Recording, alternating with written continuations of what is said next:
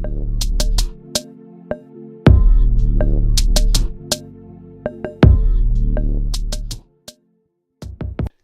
Glow Getters, it's your girl Ariel Rose. And I'm Khadija J. And welcome back to Grind and Glow. We have a guest with us today for our Business is Business series. So if you are an entrepreneur, you're a businessman, businesswoman, we are all for helping each other out here. So if you would like to be featured on our Business is Business series, definitely just DM us, send us an email, and we'd be happy to feature you. Today, we have a special guest. We'll go ahead and let her introduce herself. Hi, you guys. My name is Jay Glover, but everyone can call me Jay instead of my entire name. I am the CEO of Lashway by Jay Glover, Lash Extensions and Brows. And if you're not following me already, please follow me at _Lashway. We're, kind of entrepreneurs too, in that we started on this journey this year. And it hasn't necessarily been easy for us, and I'm sure you could probably say the same. Definitely has although not. I'm sure you've been working a little bit longer than us. Yeah. But what really made you want to start your own business? What was that moment for you that it just clicked? What made me decide to have my own business was when I first got certified for lash extensions. I was working under someone else, didn't really like it. However, I had a clue that I didn't want to work up under somebody for forever. However, working up under someone who didn't play fair really gave me the push to this isn't how I'm going to be, and I have to open up my own, because working up under someone else, going by somebody else's rules, wasn't fitting me. And I'm sure that's how a lot of entrepreneurs get started. Definitely. They see an issue in the system that they're in, and they believe they have a way, to fix that. And that's, a and big then especially reason. when you want to start growing and doing your own thing, it's kind of like you may have ideas, but people kind of don't want change. It's like you see potential and growth that can happen, but they're just set in their ways because they've started that. And it's sometimes you just have to, veer out on your own and do your own thing and take that risk. Right, because just like you said, people don't like change, and sometimes you even pitch things, and they're just so unwelcoming to other ideas that just simply aren't their own. I started this, right? And even if it's like a franchise type joint, right? It's like I started this. I know what I'm doing. I brought you in, or something like that. And it's kind of like it's not that you're stepping on toes or trying, trying to help, because they did bring you in, or you're working with them, right? And you just feel like you see potential and growth and things that can change, and you just want to help and benefit so everybody can win. So did you go to college at all? Yes, I was in school for 2 years. I changed my major maybe 6 times. Oh, wow. Okay. After changing my major 6 times, I decided to take a break to figure out what did I want to do, which one of the 6 majors did I want to pursue, or really that's what the break really consisted of, like deciding which of the 6 majors did I want to pursue, because the next semester I was going back to school and I was going to choose one and stick to it. However, during that break, I picked up the habit of doing makeup. I was in a beauty salon doing makeup, didn't make no money. So that kind of triggered the hustle in me. People really be at these jobs 9 to 5 just to be at a salary that I could make your salary in 1 week. And I can pull as many hours that I want. I'm not on nobody's clock. I'm not on nobody's schedule. I'm not on nobody's time at all. So kind of during that break, it kind of told me maybe I might be trying to do the wrong field. So I was doing makeup, wasn't making no money. So I was like, okay, I got to do something else. I have to make some money. And I have to make it make sense. So during this time, lash extensions wasn't that popular. It was popular, but it wasn't many people doing it in my area. So the class was way cheaper than what it is now. So I took the lash extension class, got certified, and maybe some days after I got certified, I started working at a salon like a week later, and clients just been flowing like that. Yes, I've had more. During that time, I took all my L's. I took all my L's back to back, and I'm very happy that they happened then rather than now. Mm-hmm. But it was just all God's plan, and I didn't think about school no more after that because I felt like, why would I pay all of my money to sit in a classroom where there's people who own multi-million-dollar companies and businesses and doesn't even have a high school diploma. What year did you get certified in? 2017. Okay, so you're fairly new. Okay. So, I mean, you're definitely making a name for yourself for you to just to be certified in, 17, and we're just now entering 19. Right. So you're definitely, on your way up, and I can say that personally because I'm definitely a fan. She does my lashes, so, definitely had to have her on, love her. No, but, that's even like we were talking about in one of our first episodes, which was Cross the Finish Line. So I asked that because, you are making a name for yourself out here in the area, and you have a varied clientele, which I've noticed, which is something that's hard to do in any area of business. And that's like what we were talking about in that episode, is that like it's okay to change your major for one, because you do need to realize what you actually want to do. It's okay to decide that you just don't want to be in school, or that there's another outlet for you that you realize works for you. So it's great to see like the manifestation of that, to have you on the show, and it's shown true, because you're how old? I just turned 22 last month. No, I lied. It's February. I turned 22 December 17th. Okay. I thought it was January. All right. And I know you did say, you just spoke about like some L's that you took. So from the L's so far since you've been in the business, what have you learned and, grown from, and, just growth and learning experiences since you've been in business for yourself? My biggest lesson, the L that I turned into a lesson, is letting my no be a no and my yes be a yes. And I'm doing business, not favors. Like, those are my biggest things, like, and they go so far away. So if I say no about something, I'm being a businesswoman. I'm standing firm in what I believe, because if nobody don't stand firm in their business, then who will? Because it's yours. But like, I have to tell a lot of people, like, this is my 9 to 5, or this is my 9 to my 8. My 8 to like however long I want to work. This is how I make my money. This is how I make a living and to afford all the things that I want and that I need. So letting my no be a no and my yes be a yes, that's just standing firm in what pays me. And far as doing business, like keeping business strictly business and not allowing anything extra in between. So when you had like those significant L's, like in the beginning, like when stuff just was not working, what would you like tell yourself, or did you have like a support system? Like, what kept you still moving? Because like those things could have tore you down. You could have been like, all right, bump this, like I'll just go back to doing something else, like whatever the matter might be. But what was it that, like, you either told yourself or however you remotivated yourself? Like what was that?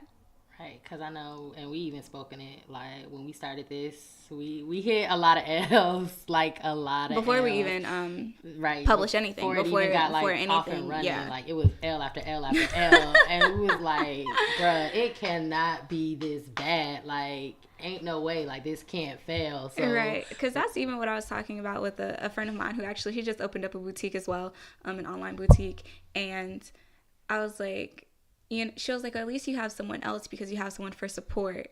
And I was like, well, when you're by yourself, like it's like all you, like no one can kind of tell you yes or no or whatever. Right. Like you don't have to like kind of listen to someone else when they have ideas. So like I feel like there's pros and cons to like having a partnership and working with someone else and like being by yourself or whatever. We slightly got off topic. But we did, but it's okay. But yeah. Anyway, the question is, like, did you have a support system, or what kept you going, like when those rough times came?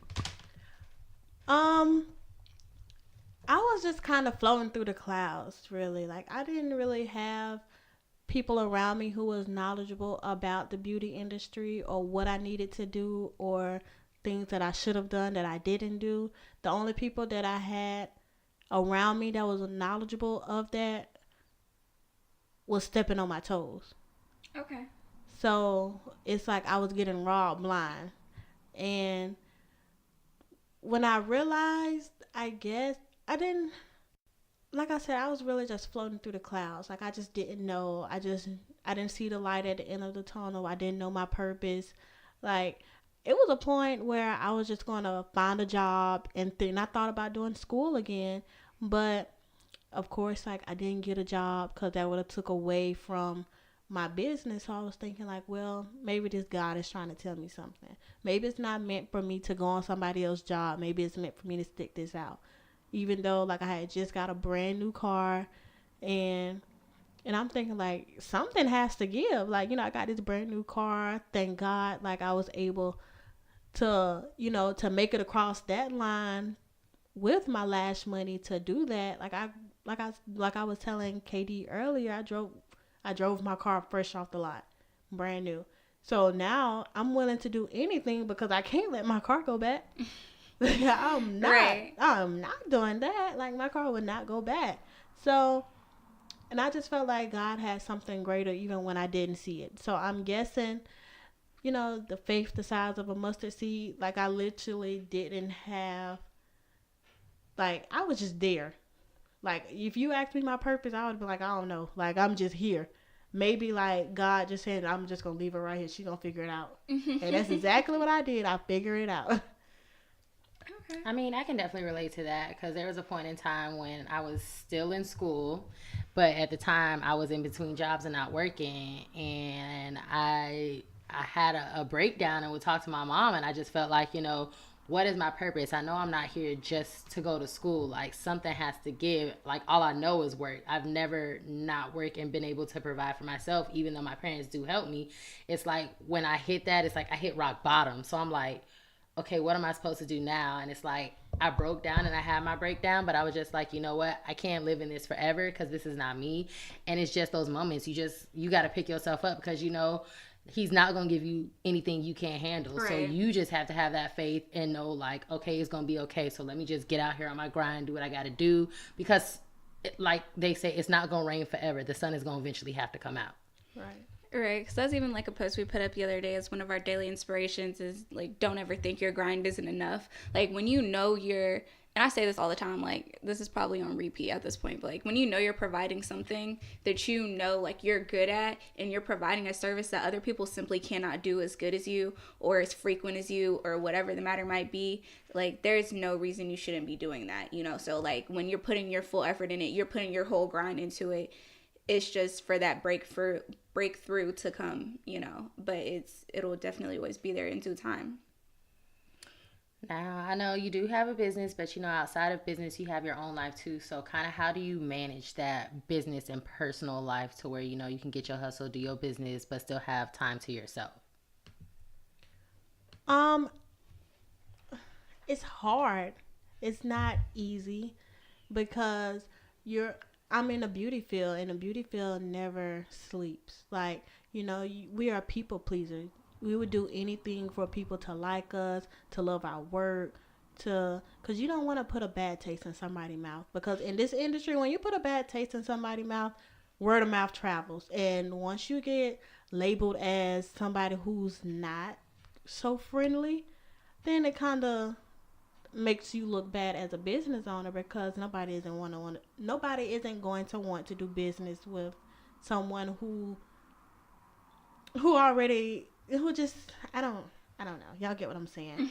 But yeah, it's really, really hard trying to separate business because I could simply be tired. Like, nobody sees me getting up from, like, and it's mainly on weekends where a lot of people try to text my work phone and say, hey, could you squeeze me in, or could you do this, or could you do that, or they would simply get upset if they don't get a response from my work phone.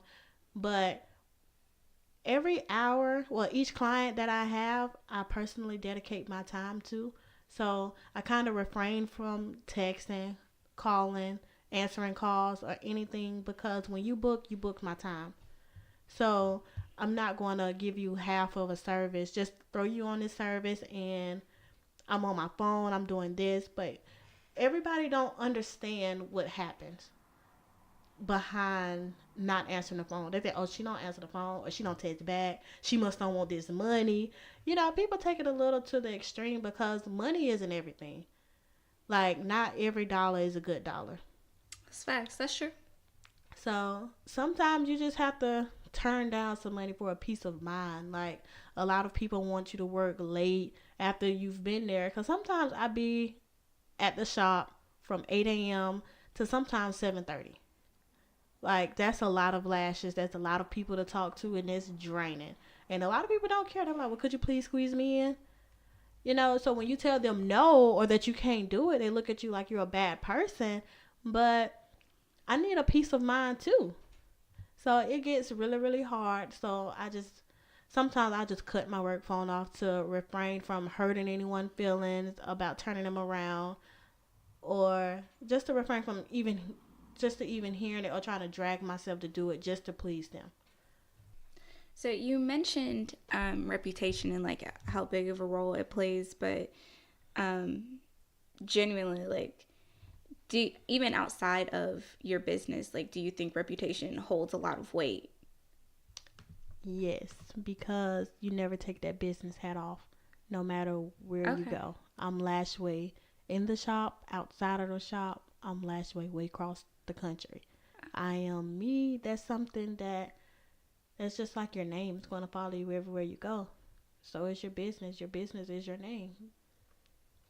Okay. No, I love that. I love that answer. Okay. So you started in 2017. It's 2019. What goals did you set? Did you make any New Year's resolutions, not just business-wise, but personally and all over? Yes, I did. My New Year's resolution was to be more personable with my clients as far as social media, because I kind of turned to this person that shut social media out, because sometimes it could get a little too toxic. And I just feel like the less people know, the less, no one's not in my business, and nobody has nothing to figure out or to spread lies about. So for the most part, like, the only thing you will probably see from me is a selfie, or I'll post every blue moon. Far as Facebook, I may share post, or I may post pictures every now and then, but for the most part, it was just like me posting lashes. And I mean, it got me far, because people see good work. Of course they would book, but of course they want to see the woman behind the work. Of course they want to see what is she like, and I failed them on that part. So this year I'm trying to be more personable, trying to show my life more, just to show them, like, because a lot of people think I'm not friendly. A lot of people believe that I'm not friendly, and it's all because I am very secluded. Like, yeah. Because you're kind of like an introvert. Is that what you're saying? Yes. Yeah. Which, I think sometimes I feel like I'm kind of, personally, like, I'm in the middle. Like, I feel like I'm an introvert, honestly, like, if you know me. But people that don't know me would probably automatically assume I'm an extrovert. But I love being in my house. I love being in my house. I don't know. I think that there's a lot of misconceptions about people that are introverts as well. And even a friend of ours that he has his own blog now, Rayshawn, he discusses this too on his blog, that like misconceptions about introverts, and just because we stay to ourselves sometimes, or we like to have alone time, not even that it's all the time, that can sometimes be misconstrued as us being, like being passive, or us, just like shunning people or whatever, or like you feel some type of way, like, what did I do something, like other people thinking they did something to you, and that's not even the case. Like, sometimes you need that minute to yourself. Right. And I mean, I kind of can see that too, because I honestly feel like I'm more of an extrovert, but at the same time I have introvert tendencies. Exactly. Where like I'm a people person, all of that, but you're only going to know what I want you to know. And it's nothing personal, but that's just my space. I think it's something about having like an off switch. Like right. you need a switch. Like you need a safe like, place. I'm not always who, go, rah, rah. Like y'all don't see what's behind the scenes. And it's kind of like you don't want certain people to see because like you said, all energy isn't good energy. Absolutely not. And that's not always energy you want in your space. Like when extrovert is turned on, that's the kind of space I want to be in. But then when it's not, it's kind of like, okay, you know, we're cool and all, but certain situations, that's just not, you're not a fit for this situation. So if you take it personal with me wanting to be to myself and shutting you out, then that's something that's within you and not me. Because if you can't respect that, then that has something to do with your personality and your persona and not mine. Because I'm someone that really goes off of like auras and vibes. You're big on auras. You're definitely big on auras. And sometimes people energies just don't match. They don't. Like that's a real thing. And like not everybody picks up on it. Not everybody feels that way. Mm-hmm. But I definitely like if your energy is not right, I just can't be around you. Like it's just it's something about it. But no, yeah, I absolutely believe in that. There's not all energy is good energy, like you said. Right. You mentioned social media though, that's a part of your goal this year. So how much of like a platform, like how propelling do you think that social media can be? Because like the whole thing right now with our generation is like social media influencers and people starting, you know, blogs and YouTube channels and you know, wanting to be Insta famous and all that, going viral. So like what's your take on that? Social media is a big asset to my business because without social media, I'd probably be broke right now. Okay. Because I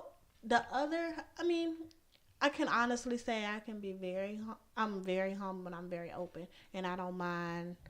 I'm very lazy. So the other way that I would get my clients is footwork, and you would not. I take that back. You will see me because I am coaching myself that I will dress up, look nice, go do footwork. But other than that, I am 100% behind the phone, posting lash pictures, posting quotes, posting affirmations,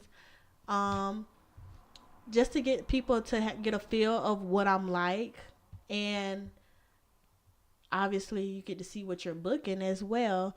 So social media is a really, really, really big platform, and it's free because everybody's on social media.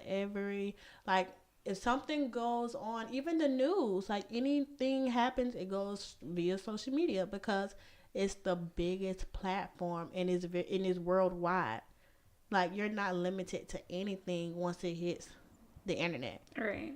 Like it could reach people because I have people all over. Like I have people in California following my lash page. I have it just shows like once it hits the internet, like it's everywhere. It's not just local. Yeah, that's true.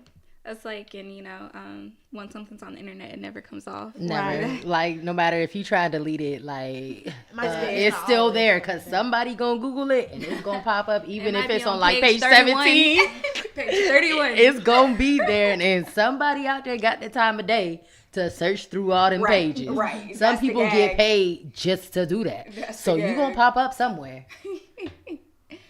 All right. So once again, you have said, you know, you just started in 2017 and it's 2019. So you roughly been going on 2 years. So where do you see yourself in the next 5 years with your business? Where would you like to see it at? Like, do you want it to grow, have more people open up, or just be solo? Like, what is your ultimate goal with this?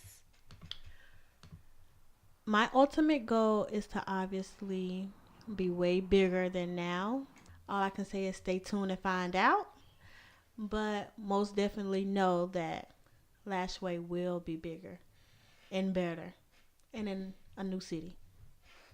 Okay. So y'all heard that. Be on the lookout, you know. Just stay tuned. Y'all heard it here first. Right, y'all heard it here first. All right. So for the people that are listening, you know, that they kind of want to start their own business too, but they don't know where to start. Like, what advice would you give to someone that realizes that maybe school isn't their pathway or whatever the matter might be, and they want to start, being a business owner, a CEO, or even slick, like how to, the legalities of that to be a CEO. Because I know there's a lot of like background stuff you had to do beforehand before could even have like your name out there. Well, the advice that I would give to anyone that's trying to open a business is, I know it's very hard and it's very intimidating, because when it comes to business, it's almost like every man for themselves. Not everyone is like that, but it's very hard coming across someone who would actually help you. So I would say research as much as possible. Do your research. Don't be scared. The hardest part is starting. So once you start, just know there's no going back. And represent your brand, represent your company to the day that you die, and go hard for it, because nobody else will work for you until you work for you. And yeah, like I said, it's intimidating, but it's not hard. The hardest part is just sitting back thinking, what if, like, I should have done this, or what if I do this? That's the hardest part, because you're beating yourself up. It's nothing to it just to do it. Well, we really appreciate you being here, and the gems you could drop for people that are really starting to get their footing in what they want to do, whether it is school, or if it is starting your own business. A big thing is just like starting. Just don't just talk about it, be about it. Don't just talk to. So yeah, no, I really appreciate that. So where can the people find you?